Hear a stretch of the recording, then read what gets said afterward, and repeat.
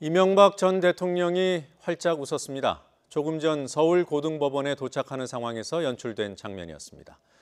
지난 6일 보석으로 풀려난 이후 불구속 상태에서 처음 법정에 출석하는 것이기 때문에 관심을 모았습니다만 이번에도 별다른 말은 없었습니다.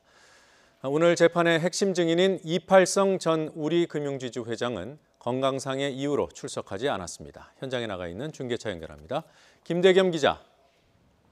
네, 서울고등법원입니다. 네, 조금 전 화면을 보니까 이명박 연호도 나오고 이 전 대통령 표정이 밝더군요. 현장 분위기 어땠습니까?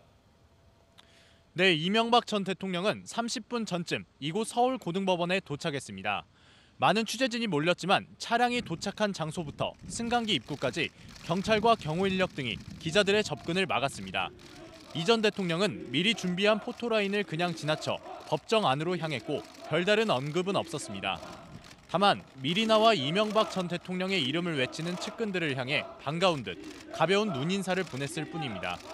조금 전부터 이 전 대통령의 항소심 재판이 시작됐는데요. 오늘 증인으로 예정된 이팔성 전 회장은 자리 청탁을 위해 이 전 대통령에게 수십억대 뇌물을 건넨 것으로 알려진 인물입니다. 뇌물을 건네는 과정이 상세히 담긴 이 전 회장의 비망록은 이 전 대통령의 유죄 판결에 큰 영향을 미친 바 있습니다. 하지만 이 전 회장은 건강 문제로 불출석 신고서를 제출해 오늘 법정에는 출석하지 않았습니다. 이 전 회장의 불출석으로 증인 신문 과정이 생략되면서 오늘 재판은 예상보다 일찍 마무리될 것으로 예상됩니다.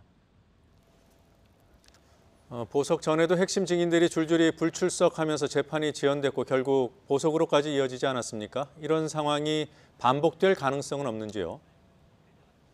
네, 앞서 항소심 재판부는 지난주 금요일 이팔성 전 회장을 비롯한 핵심 증인 5명에 대해 홈페이지에 소환 공지를 하면서 강제 구인 가능성도 함께 언급했습니다.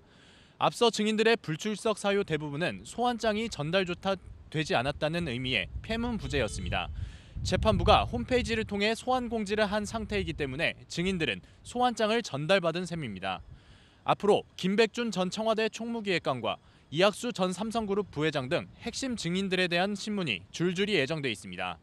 별다른 이유 없이 출석하지 않을 경우 재판부는 구인영장을 발부하겠다고 밝혔습니다. 재판부는 이 전 회장이 제출한 불출석 사유를 살펴본 뒤 구인장 발부 여부를 결정할 예정입니다. 우선 오는 15일 증인으로 채택된 원세훈 전 국정원장과 김주성 전 국정원 기조실장은 소환장을 전달받은 상태로 아직까지 출석 여부는 확실치 않습니다. 오늘 재판부가 이팔성 전 회장의 불출석에 어떻게 대처하느냐에 따라 앞으로 줄줄이 예정된 증인 출석 여부에도 영향을 미칠 전망입니다. 지금까지 서울고등법원에서 YTN 김대겸입니다.